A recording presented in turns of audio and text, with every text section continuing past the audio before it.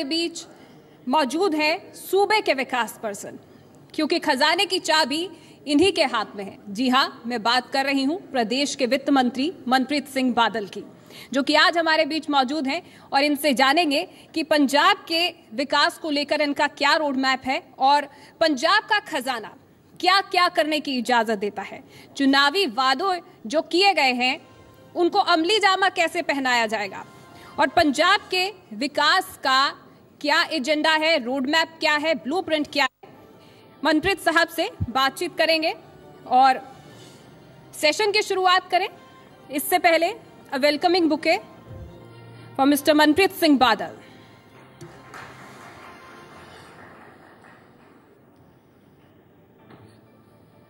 तो कई सीधे सवाल हैं जो वित्त मंत्री मनप्रीत सिंह बादल से आज पूछे जाएंगे, क्योंकि खामोशी में चाहे जितना भी बेगानापन हो, लेकिन एक आहट जानी पहचानी होती है। तो आज इसी खामोशी को तोड़ते हुए सर अगले पड़ाव की ओर बढ़ते हैं। Over to you sir. Thank you. Manpreet ji, बतौर वित्त मंत्री आपका स्वागत है इस कार्यक्रम में Punjab the new road map. धन्यवाद, आपने यहाँ बुलाया और मैं समझता हूँ जो जी आपका चैनल है ये पंजाब में बड़ा मकबूल चैनल है। सच बात बोलने का ये आदी है और लोग इसे बड़ी दिलचस्पी से देखते हैं और आपने तमाम पंजाबियों को ये एक प्लेटफॉर्म दिया और पंजाब के जो मसले मसाइल हैं उनको इस पब्लिक प्लेटफॉर्म पे हमें बुलाने पे और हमें लोगों से तबादला ख्याल करने का जो मौका है, I am really thankful to you. It's a pleasure, Zee media's pleasure. Manpreet ji, हमारा जो चैनल है जी मीडिया, जी पंजाब हरियाणा हिमाचल, आप जानते हैं सच की आवाज़ सच्चाई के साथ एकदम ग्राउंड जीरो से उठाता रहा है और हमेशा ऐसे ही उठाते रहेगा, बिना शुबा, बिना शुबा। Thank you. सबसे पहले मेरा सवाल, आपने कहा कि एक यहाँ पर जो तमाम पहले जो गेस्ट आए उन्होंने भी कहा कि दिशा जो सरकार की है पहले सही थी, लेकिन अब जो दिशा है वो बिगड़ गई है, खराब हो गई है। देखिए, अल्लामा इकबाल का एक बड़ा मकबूल शेर है जी, और वो बोलते हैं कि हुस्न तदबीर से जाग उठता है कौमों का नसीब। जी, हुसन कहंदे सोने नू जी, एंड तदबीर इज प्लानिंग, अच्छी प्लानिंग होवे जी। हुस्न तदबीर से जाग उठता है कौमों का नसीब, कभी बदलती नहीं तकदीर अरमानों से। बातें करने से तकदीर जो है वो नहीं बदलती।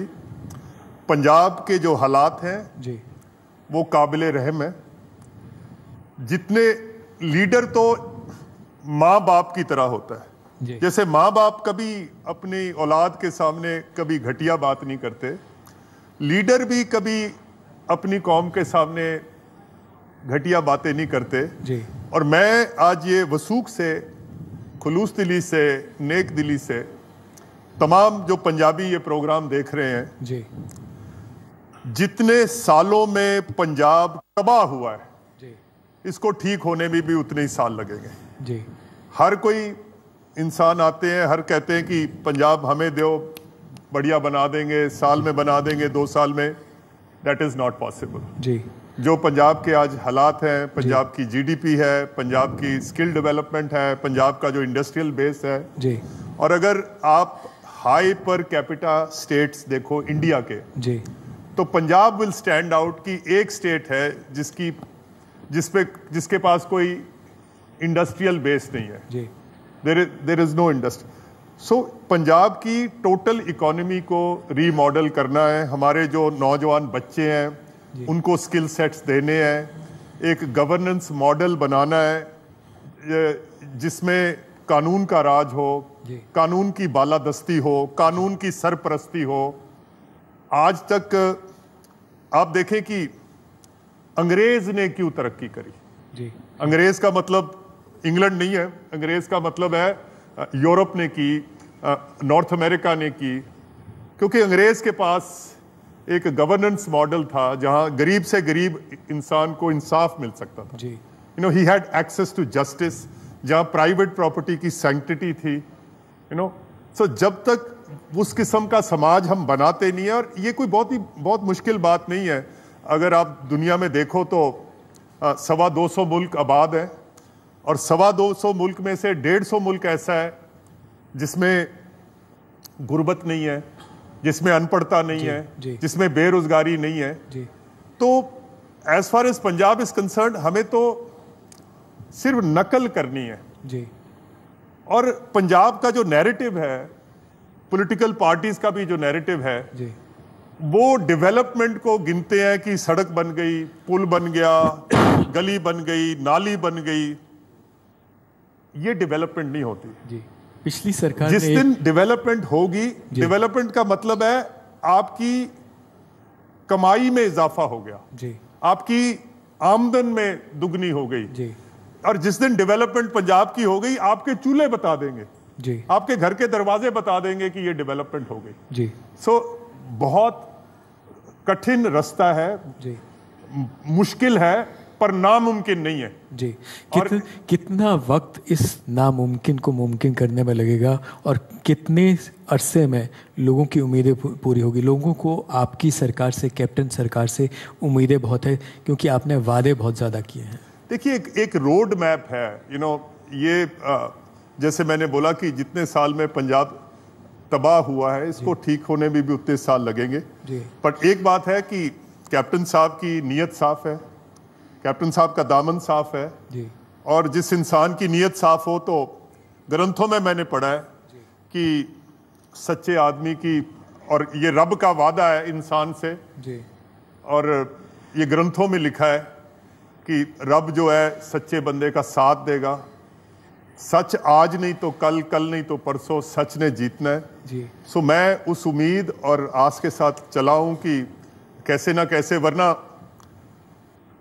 दिनेश जी, इंसान को परमात्मा क्या दे सकता है? परमात्मा के इख्तियार में क्या है जी?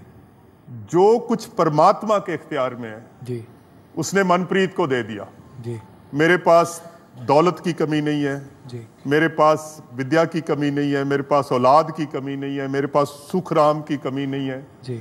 इससे ज्यादा तो भगवान किसी इंसान को दे नहीं सकता जी। और इतना कुछ लेकर मैं अपनी कौम के सामने कभी कोई घटिया बात नहीं करूंगा, कोई झूठ नहीं बोलूंगा। मैं कोई यहाँ आपके फोरम पे कोई सियासी शोखाबाजी की बातें नहीं करने आया जी। और मेरा दिल दुखता है जो पंजाब का आज हाल है जी। This was not the Punjab जो मेरे बचपन का पंजाब था। जब मेरा बचपन था तो पंजाब में भाखड़ा डैम बन रहा था, यहाँ चंडीगढ़ शहर बन रहा था, यहाँ PAU यूनिवर्सिटी तैयार हो रही थी, यहाँ ग्रीन रेवोल्यूशन आ रही थी, पंजाब में सड़कों के जाल बिछ रहे थे, नहरों के जाल बिछ रहे थे। और people like me growing up in rural Punjab, किसी गांव में जी। तो हम तो वी हैड स्टार्टेड थिंकिंग कि जब हम जवान हो जाएंगे तो ये जो गरीबी का श्राप है ये खत्म हो जाएगा जी। आपने कहा कि आपके पास सब कुछ है। कैप्टन अमरिंदर की सरकार में बाकी जो मंत्री हैं वो भी क्या आप ही की तरह सोच रखते हैं? उन सब की सोच भी आप ही की तरह है?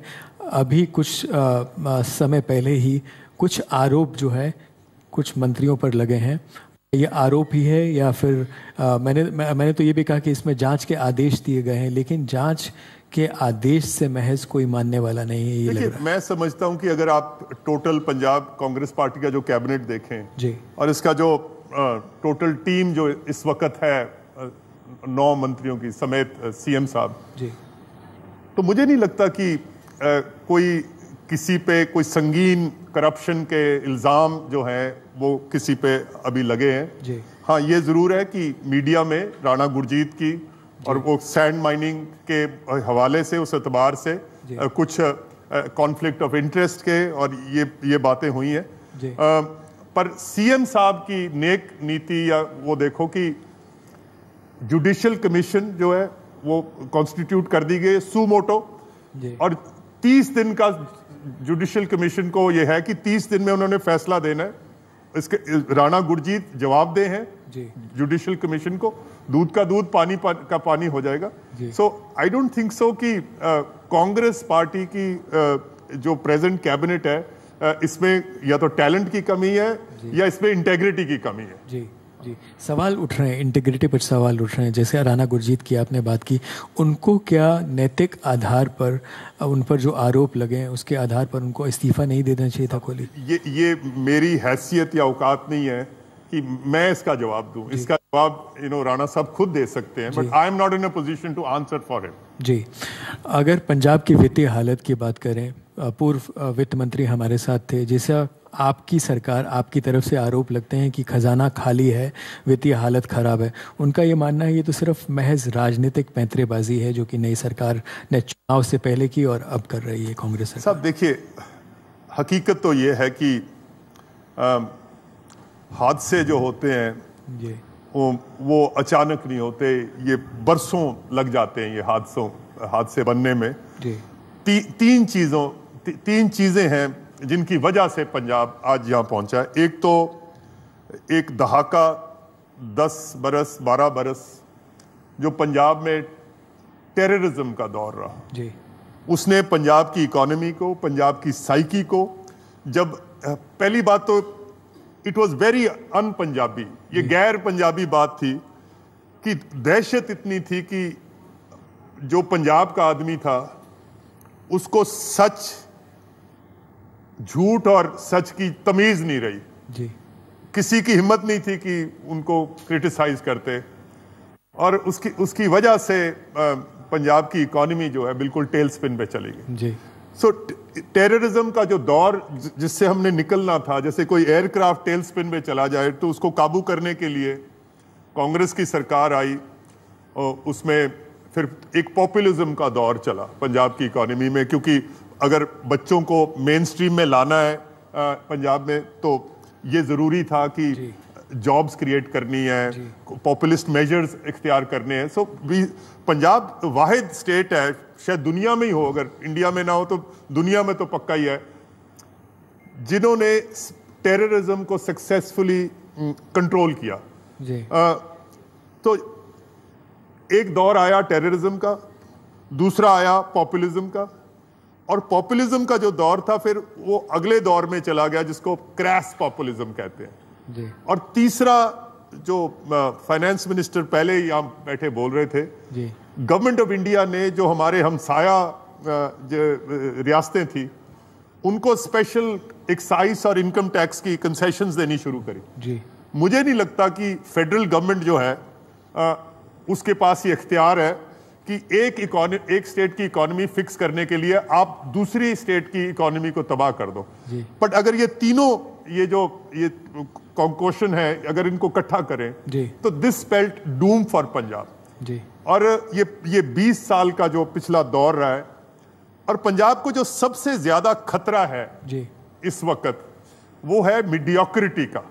बड़ी मीडियम सी हर लिहाज में हमारी जो गवर्नेंस मॉडल्स हैं, हमारे एजुकेशन मॉडल है, हेल्थ मॉडल है, सो जब तक हम इसको किसी लेवल पे नहीं लेके आते, इसको we have to raise the bar. जी, हमारे जो बच्चे हैं उनको हम वो उस किस्म के स्किल सेट्स नहीं देते। जी, पंजाब इस दलदल से नहीं निकल पाएगा। जी, मनप्रीत जी, बजट सेशन आने वाला है, पहला बजट होगा आपकी सरकार का, कैप्टन सरकार का। बजट वादों का बजट होगा या फिर इस बजट में ये कहा जाए कि सरकार की आगे के लिए एक रोड मैप, एक दिशा दिखेगी? देखिए, ये जो बजट आ रहा है अवाम दोस्त बजट होगा, व्यापार दोस्त बजट होगा, गरीब दोस्त बजट होगा, और ये बजट जो है जो अगले 4 बजट आने हैं उसकी सिमत तय करेगा। It will give a direction and policy to the next 4 budgets. और जो कांग्रेस पार्टी का मैनिफेस्टो है, इस मैनिफेस्टो को जो रोड मैप है, ये 5 साल में ये कितने फेजेस में तय करना है, ये उसकी शक्ल में आएगा। And we are hopeful. और एक पंजाब के लिए थोड़ा सा जैसे आस की किरण होती है, तो एक आस की किरण हमें ये है कि जल्द ही मुल्क में जीएसटी जो नया टैक्सेशन सिस्टम है वो नाफिज होने जा रहा है। और गवर्नमेंट ऑफ इंडिया ने स्टेट्स को ये एश्योर किया है कि अगर रेवेन्यू लॉस होगा तो उसकी वो भरपाई करेंगे, और भरपाई नहीं करेंगे पर 14% जो है वो हर साल टैक्स रेवेन्यूज में 14% की ग्रोथ जो है वो गारंटी करेंगे। तो अगर 14% 5 साल में आप इसको कंपाउंड करो जी। तो 5 साल में पंजाब के टैक्स रेवेन्यूज जो हैं वो डबल हो जाएंगे जी। अगर हम अपने खर्चे जो हैं तो सीमित रख लें और हमारे टैक्स रेवेन्यूज डबल हो जाएं जी। तो मुझे लगता है कि हम इस दलदल से, इस नर्क से पंजाब को निकाल लेंगे 5 साल में। जी। एक बड़ा वादा जो है वो अन्नदाता से कांग्रेस ने अपने मैनिफेस्टो में और कांग्रेस पंजाब की जनता से किया था, वो था किसानों का कर्ज माफ़।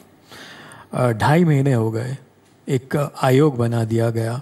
क्या कांग्रेस की ये नीति है कि आयोग बना दो और फैसला आगे के लिए टाल दो ताकि वक्त मिल जाए फैसले को आगे टालने का और फिर आगे टालने का? नहीं, ऐसे है दिनेश की कर्जा माफ ये कांग्रेस का मैनिफेस्टो और हमारा फ्लैगशिप था, और ये आप इसको पॉपुलिज्म के उस don't count it with in the realm of populism.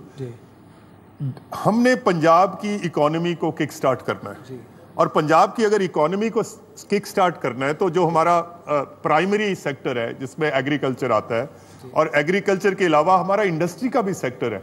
और हमने ये प्रॉमिस किया था कि अगर दिनेश पंजाब ने तरक्की क्यों करी जी। पंजाब ने तरक्की इसलिए की क्योंकि 50s में पंजाब ने भाखड़ा डैम बना लिया।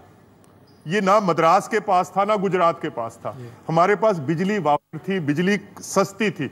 इस वजह से light engineering industry, manufacturing industry Punjab में आई। अब पंजाब में डी इंडस्ट्रियलाइजेशन इसलिए हो रही है क्योंकि हमारे बिजली के जो दाम हैं वो क्रॉस सब्सिडी में बहुत ज्यादा महंगे हैं। सो कांग्रेस का प्रॉमिस है कि हम जो इंडस्ट्री को बिजली जा रही है वो 7 रुपए 60 पैसे से कम करके हम इसको 5 रुपए पर यूनिट लेके आएंगे, और अगले 5 साल इसको हम फ्रीज करेंगे। We will not raise this 5 साल, क्योंकि पंजाब की इंडस्ट्री को हमने एक कंपेटिटिव एडवांटेज देना है।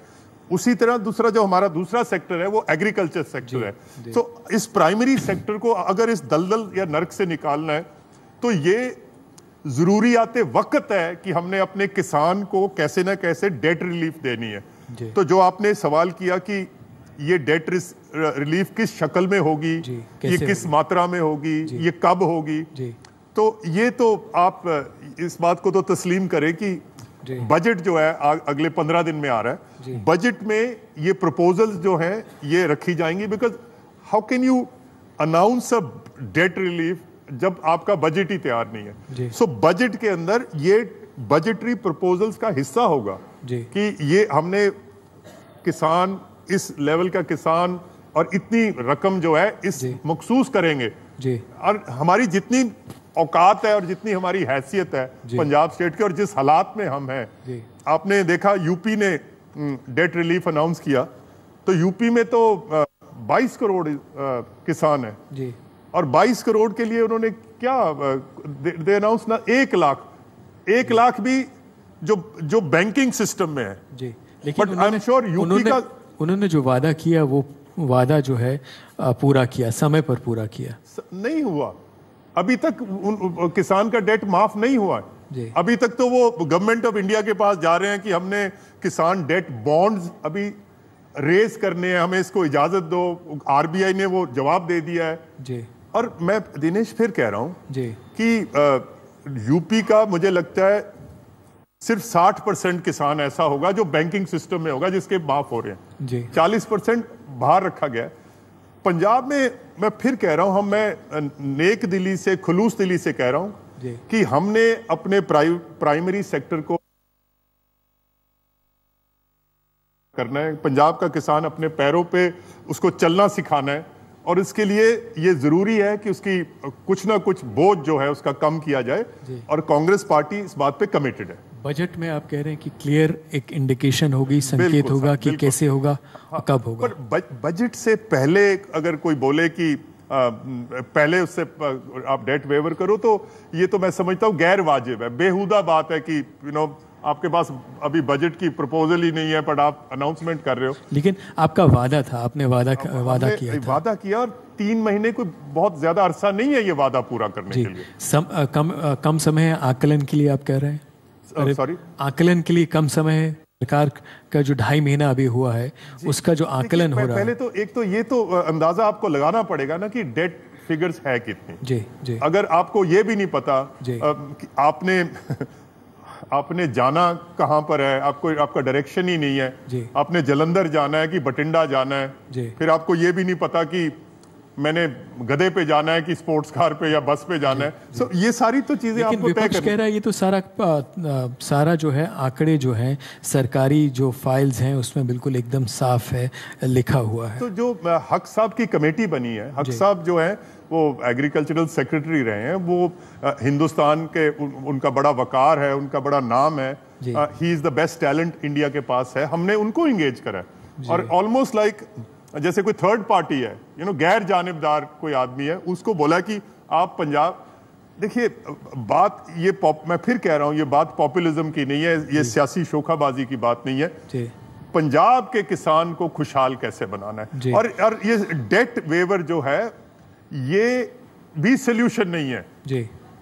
ये तो मल्टी प्रोंग्ड अप्रोच जो है पंजाब के किसान को। और दूसरा हम ये भी कहेंगे कि जो पंजाब का किसान है जी, उसके बच्चे को कोई मुलाजमत, उसके लिए कोई रोजगार के मौके पैदा करके दें, उसके कोई धंधा, कोई कित्ता, कोई पेशा, कोई, जब तक हम किसान के बेटे को कोई एम्प्लॉयमेंट एवेन्यू नहीं देते तो ये तो डेट अगले साल फिर उतनी बन जाएगी जी। तो इस Congress government serious on this, serious on not only waiving off the loans but finding a permanent solution to it. देखिए हमें तो जॉब अपॉर्चुनिटीज क्रिएट करनी पड़ेगी जी, एंड जॉब अपॉर्चुनिटीज चाहे वो वेज एम्प्लॉयमेंट है, सेल्फ एम्प्लॉयमेंट है जी, और उसके लिए भी बजट में एक बहुत बड़ा हिस्सा जो है वो employment generation, and incidentally I happen to be the minister for employment generation. ये मेरी ही दायरे कार में आ रहा है,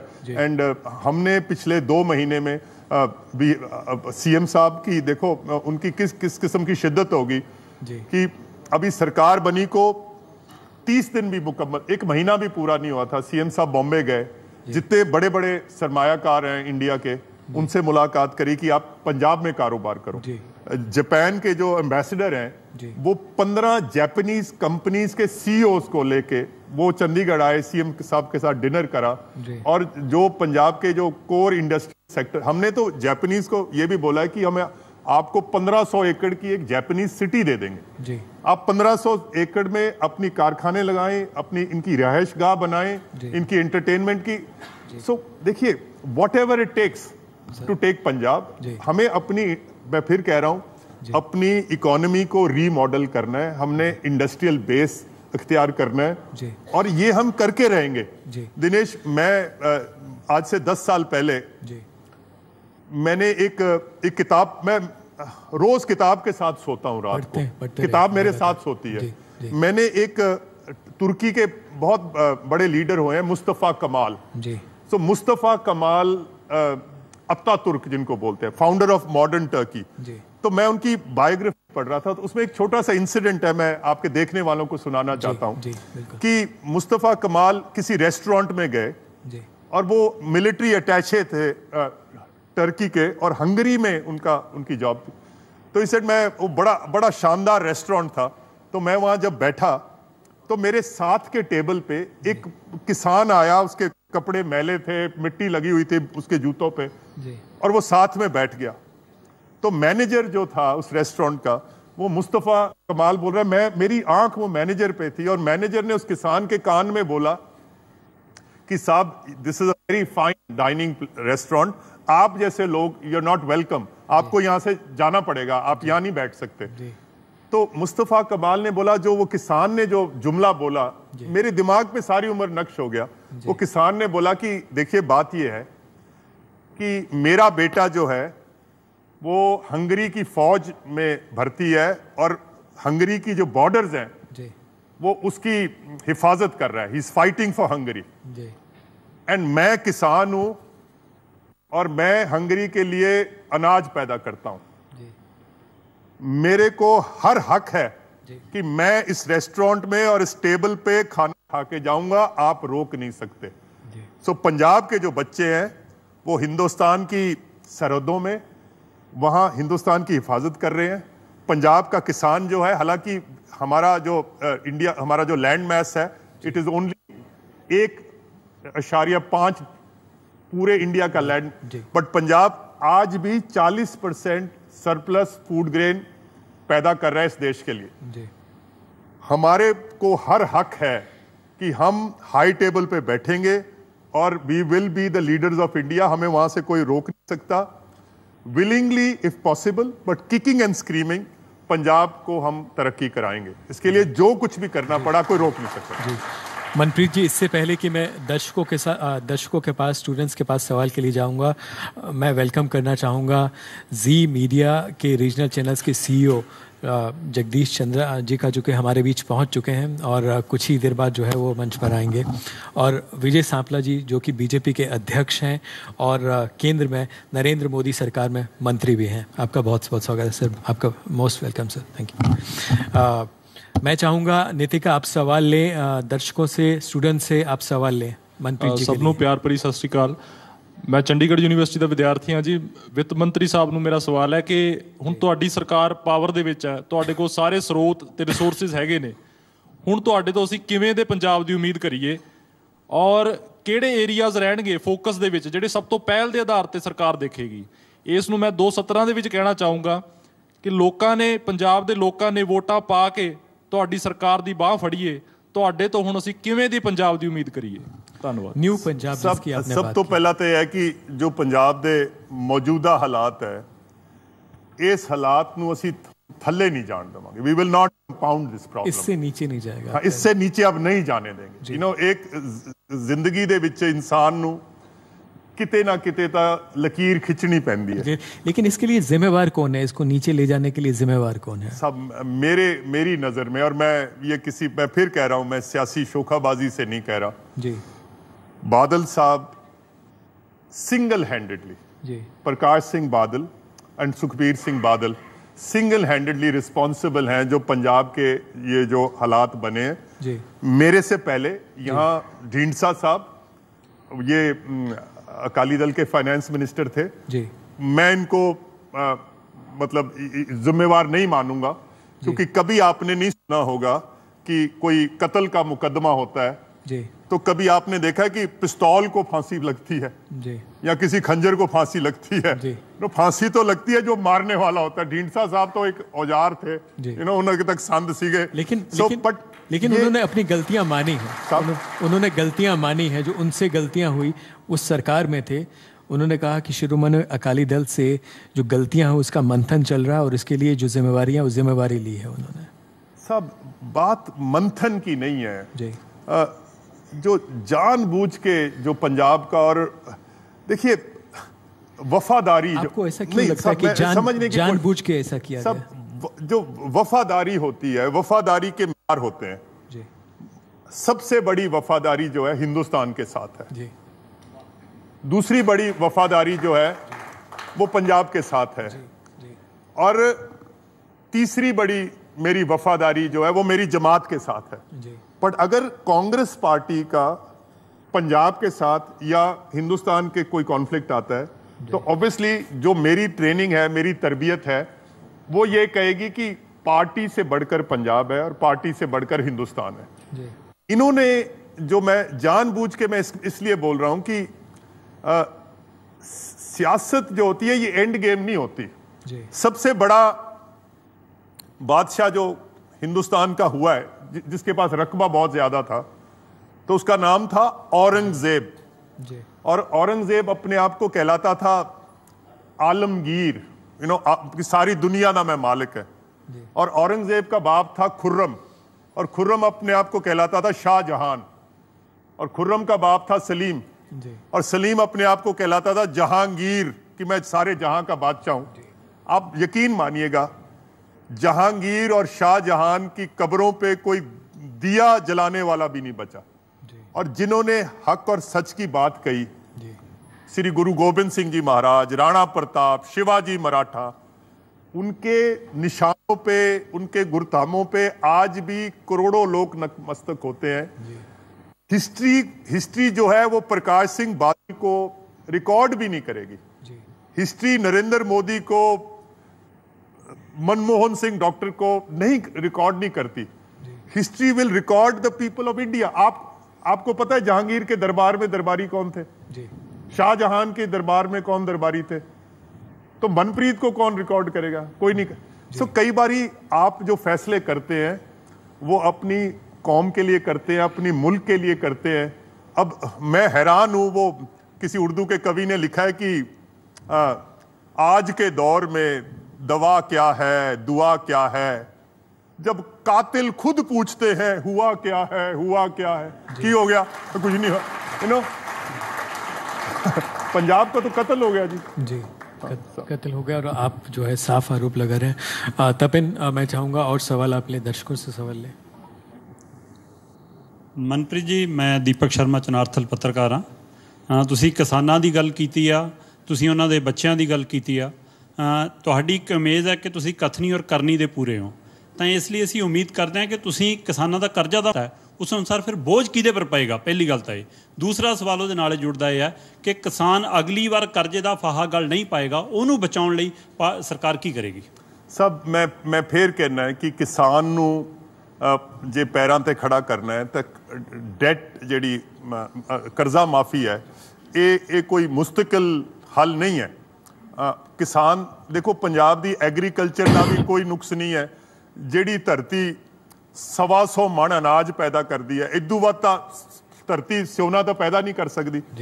ਮੈਂ ਸਾਰੀ ਦੁਨੀਆ ਘੁੰਮ ਕੇ ਦੇਖੀ ਹੈ, ਦੁਨੀਆ ਦੇ ਵਿੱਚ ਇੱਕੋ ਹੀ ਧਰਤੀ ਹੈ।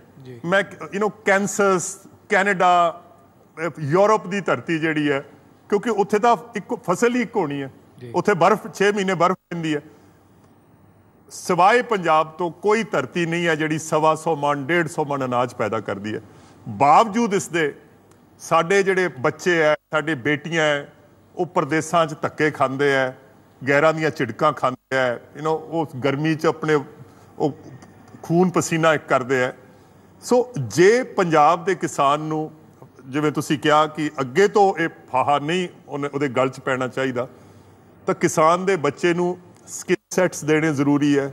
ਕਿਸਾਨ ਦੇ ਬੱਚੇ ਨੂੰ ਰੁਜ਼ਗਾਰ ਦੇ ਮੌਕੇ ਪੈਦਾ ਕਰਕੇ ਦਈਏ, ਇਹ ਜ਼ਰੂਰੀ ਹੈ। ਉਹਦੇ ਲਈ ਅਸੀਂ ਆਪਣੀ ਇਕੋਨਮੀ ਨੂੰ ਫਿਰ ਰੀਮੋਡਲ ਕਰਨਾ ਪੈਣਾ। We have to acquire an industrial base, and ਜਿੱਥੋਂ ਤੱਕ ਤੁਹਾਡਾ ਸਵਾਲ ਸੀ ਕਿ ਇਹ ਜਿਹੜਾ ਕਰਜ਼ਾ ਮਾਫੀ ਹੈ, ਇਹ ਫਿਰ ਬੋਝ ਹੁਣ ਕਿਹੜੇ ਸੈਕਟਰ ਤੇ ਪਾਉਣਾ ਹੈ? ਇਹ ਪੰਜਾਬ ਦੇ ਲੋਕਾਂ ਤੇ ਪਏਗਾ। ਆਪਣੇ ਦੰਦਾਂ 'ਚ ਜੀਭ ਦੇਣੀ ਪੈਣੀ ਹੈ। मुश्किल वक्त है, पर मुश्किल वक्त गुजर जाएगा। कुछ ना कुछ तो करना पैना है, वरना एक देखो, मैं किन्ना भी तकड़ा है, मैं किन्ना भी तंदुरुस्त है, पर जे मेरी अख दुखदी है तो मैं बीमार है, जे मेरा गोडा दुखदा है तो मैं बीमार है। और मैं कल्ले किसान की गल नहीं कर रहा। साडे समाज दे विच जे एक भी वर्ग जिहड़ा है, ये नहीं हो सकता कि किसान खुशहाल है तो फिर बाकी ठीक हो जाएगा। नहीं, तुसी मजदूर की गल करनी है, तुसी मुलाजम की गल करनी है, तुसी व्यापारी की गल करनी है, तुसी रेहड़ी वाले की करनी है, हर वर्ग नू। पर मैं फिर कहना है कि ये रूल ऑफ थंब है, एक जिवें फॉर्मूला हुंदा है कि जेड़े मुल्कां दे विच इंसाफ नहीं मिलता, उत्थे कदे अमन नहीं आ सकता। जिथे अमन नहीं आएगा उत्थे तरक्की नहीं होएगी। मेरे 2 बच्चे है, मेरे 2 बच्चे है, और ਜਦੋਂ ਦੇ ਉਹ ਪੈਦਾ ਹੋਏ ਹੈ, ਮੇਰੇ ਘਰ ਦੇ ਵਿੱਚ ਜੋ ਵੀ ਚੀਜ਼ ਆਂਦੀ ਹੈ, ਮੈਂ ਆਪਣੇ ਬੱਚਿਆਂ ਨੂੰ ਬਰੋਬਰ ਵੰਡ ਕੇ ਦਿੰਦਾ। ਔਰ ਜੇ ਮੈਂ ਆਪਣੇ ਬੱਚਿਆਂ ਦੇ ਵਿੱਚ ਇਨਸਾਫ ਨਹੀਂ ਕਰਦਾ, ਤਾਂ ਇਨਸਾਫ ਤੋਂ ਬਿਨਾ ਮੈਂ ਆਪਦਾ ਘਰ ਨਹੀਂ ਚਲਾ ਸਕਦਾ। ਇਹ ਮੁਲਕ ਚਲਾਈ ਜਾਂਦੇ, ਇਹ ਕਿਵੇਂ ਹੋ ਸਕਦਾ? ਸੋ ਆਈ ਥਿੰਕ ਜੋ ਬੈਡ रॉक है, that is rule of law, कानून की सरपरस्ती, कानून की बालादस्ती। अगर ये हो जाए, and that is what exactly what the Congress party has done. हमने हल्का इंचार्ज सिस्टम खत्म किए। इससे पुलिस ਨੂੰ ऑटोनॉमी देने की कोशिश हो रही है। सिस्टम जिहड़ा है ये बदलना, क्योंकि जो when you fight against the system fights back। System ਨੂੰ बदलना बड़ा मुश्किल है, पर लगे हैं जी। मनप्रीत जी, मेरे जवाब जी मीडिया के जो सवाल हैं उनके जवाब देने के लिए आपका बहुत बहुत धन्यवाद। और आपने स्टूडेंट्स के और दर्शकों के सवालों का जवाब दिया, और यहाँ पर अपनी बात जो है बेबाकी से जो है सबके सामने, पूरे पंजाब के सामने, पंजाब के जो लोग बाहर रह रहे हैं उनके सामने रखी। और पंजाब जो है, जैसा हमने कहा कि Punjab the new road map, वो आपसे और आपकी सरकार से बहुत उम्मीदें लगाए बैठे हैं लोग, और इन उम्मीदों को जो है आपकी सरकार पूरा करेगी, यही हम उम्मीद करते हैं जी मीडिया की तरफ से। मेहरबानी साहब, मेहरबानी। और मैं आपसे और आपसे ज़्यादा रब की ज़ात से ये दुआ करूँगा कि परमात्मा हमें हिम्मत दे, परमात्मा हमें तौफीक अता फरमाए कि हम अपनी धरती माँ की सेवा कर सके साहब। Wish you all the best Manpreet ji. Thank you very much. Thank you. Badal ji, और इसी के साथ मैं जी पंजाब हरियाणा हिमाचल के संपादक दिनेश शर्मा जी से अनुरोध करूंगी कि वे सम्मान के तौर पर एक स्मृति चिन्ह मनप्रीत बादल जी को भेंट करें। Thank you so much sir.